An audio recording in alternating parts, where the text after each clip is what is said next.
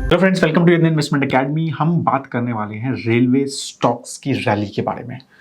मैंने क्वेश्चन पूछा था अपनी मॉर्निंग जो वीडियो में कि ये इसके ऊपर वीडियो बनाया, बहुत सारे कमेंट्स आए थे, तो आई थॉट कि एक डिटेल एनालिसिस बनाते हैं कि क्या ऐसा हुआ कि railway stock suddenly last 1 month में इतनी अच्छे रिटर्न्स दे गए, और सब मोस्टली पीएसयू स्टॉक्स हैं। तो ऐसा क्या हो गया? ठीक है, पीएसयू अच्छा कर रहा है, बैंक्स भी अच्छे कर रहे हैं, बट कोई तो रीजन होगा। ठीक है, तो 4 रीजंस के बारे में हम बात करेंगे यहाँ पे कि why railway stocks are doing so well suddenly last 1 month, और ये रैली आगे कंटिन्यू रह सकती है या नहीं रह सकती है, और क्या क्या इश्यूज हैं, राइट? तो थोड़ा उसमें बात करने वाले हैं।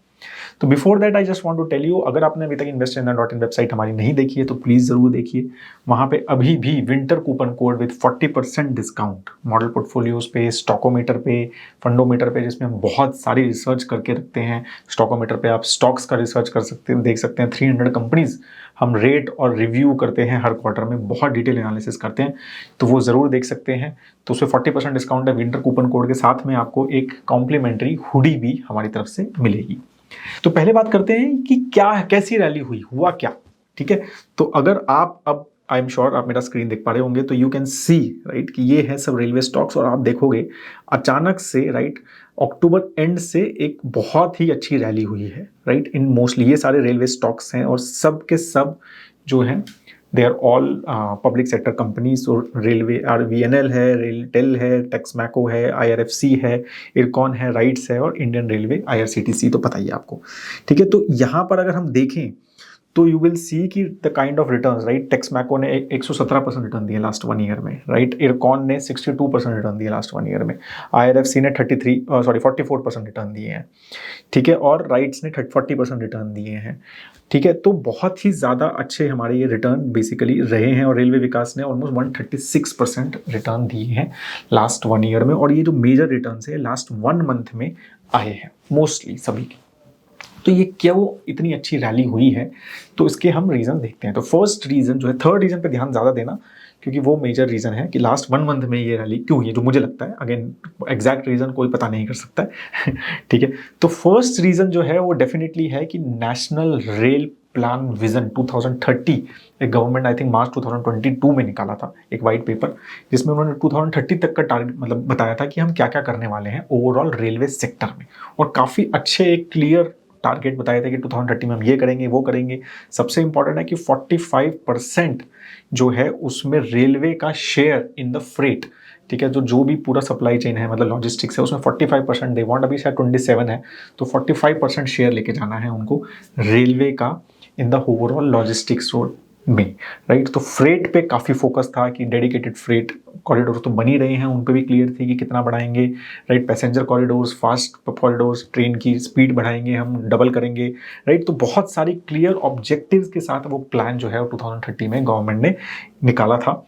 तो उससे एक मतलब स्टार्ट हुआ था कि हाँ यार, रेलवे स्टॉक्स पे इंडिया मतलब रेलवे पे इंडिया मतलब गवर्नमेंट काफ़ी फोकस्ड है और काफ़ी इन्वेस्टमेंट करेगी, ऑब्वियसली उसमें काफ़ी इन्वेस्टमेंट होनी है, बहुत सारी नई ट्रेन वगैरह उन्होंने सब बताई थी।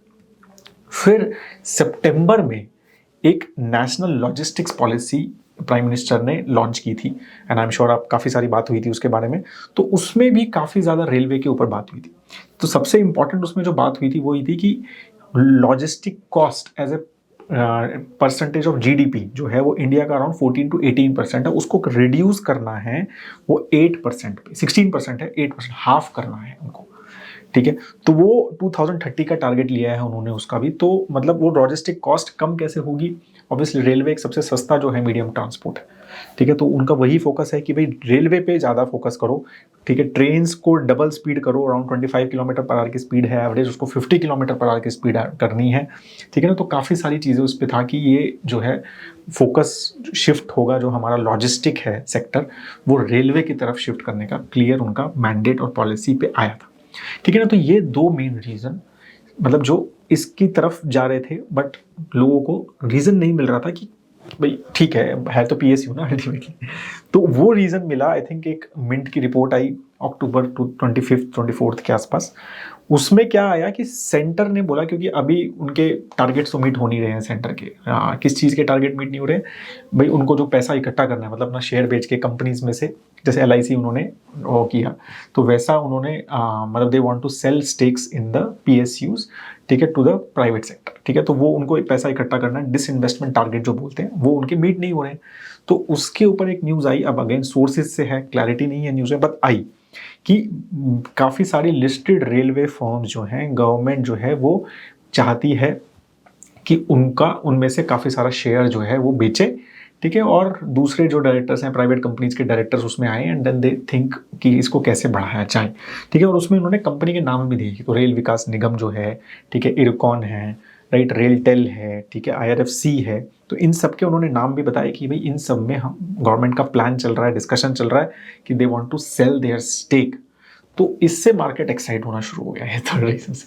ठीक है, कि भाई अगर वो प्राइवेटाइजेशन होगा इन कंपनीज का और रेलवे का जो ये 2030 के प्लान्स और ये सब चीज़ें, अगर ये दोनों चीज़ें साथ हो जाती हैं तो फिर इस सेक्टर में बहुत ज़्यादा अपॉर्चुनिटी दिख रही है ग्रोथ की, at least for next 8 to 10 years.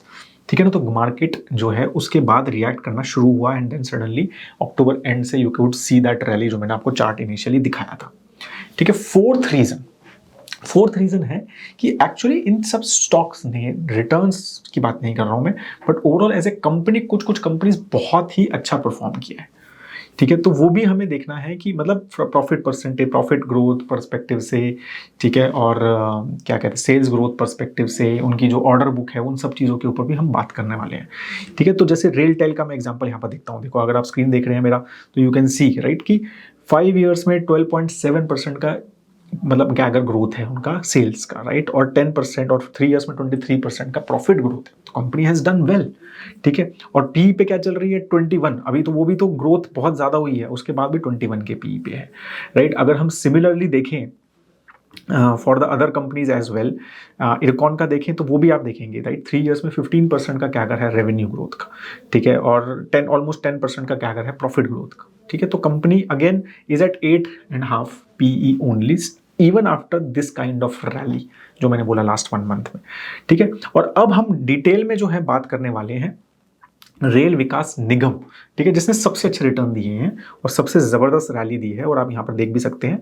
ठीक है, तो वो अभी भी 11 के PE पे है, और उनकी आप ग्रोथ देखोगे तो 5 ईयर की 26% कैगर ग्रोथ है, और सेल्स 22% कैगर ग्रोथ है प्रॉफिट। ठीक है ना, तो ये नंबर्स भी बहुत ही ज़्यादा अच्छे हैं इनके। तो ये नंबर्स के साथ अब पॉजिटिव न्यूज़ आ रही है, गवर्नमेंट की पॉलिसीज़ आ रही हैं। उसके बाद जब अगर आप देखोगे from RVNL perspective, I am just specific एक एग्जांपल बता रहा हूँ, तो 55,000 करोड़ रुपीज़ की उनकी ऑर्डर बुक है उनके पास। ठीक है, एंड दे आर सेइंग कि भाई हम काफ़ी सारा एक्सपोर्ट पे भी उनकी ऑर्डर बुक, मतलब कजाकिस्तान में they are developing lot of railway projects, वहाँ पर भी उनको जो है ऑर्डर मिले हैं, राइट, और बहुत सारी order book outside railway they are getting. ठीक है, तो वो भी उनको मतलब they are getting lot of metro projects, they are getting lot of infrastructure, other infrastructure projects. ठीक है, तो वो भी दे आर बेसिकली टारगेटिंग। तो इट्स नॉट जस्ट ये कंपनी सिर्फ रेलवे पे फोकस कर रही है, क्योंकि उनका क्या कहते हैं एक्सपर्टीज है वहाँ पे, लेकिन रेलवे इज इंफ्रास्ट्रक्चर, राइट। तो वो चीज़ आती है आपको, वो प्रोजेक्ट्स टर्न की प्रोजेक्ट्स करने आते हैं, तो you can do others also, you can do road projects also, right, you can do export projects also, मतलब बाहर के कंट्रीज के साथ भी कर सकते हो। तो वो सारी चीज़ें भी यहाँ पर हुई। तो मेट्रो प्रोजेक्ट्स इनके बहुत ज़्यादा इनके पास है, and they have clear target कि भाई हमें जो है ये ऑर्डर बुक 1 लाख करोड़ पे मेंटेन करके रखनी है। तो ये जो उनकी अर्निंग कॉल अभी लेटेस्ट मैंने सुनी, तो उन पे तैयार से कि 1 लाख करोड़ 55,000 करोड़ की है, और 6 महीने में 8,200 करोड़ की ऐड हुई है ऑर्डर बुक। ठीक है, जिसमें सिर्फ 500 करोड़ ही रेलवे से है, बाकी सब बाहर से है। तो दीज थिंग्स जो है, ये सब चीज़ें बताती हैं कि काफ़ी सारी ग्रोथ ये कंपनी जो है आई कर रही हैं, not just in railway, because of their experience, lot of experience, like 20-30 years की बहुत पुरानी कंपनीज हैं। तो now they are basically going for other projects also, ठीक है, बाहर के प्रोजेक्ट्स। तो ये सारी जो ग्रोथ है, और मतलब रेलवे में तो ग्रोथ है ही, जो हमने बात किया रीजन्स पहले 2 के बारे में।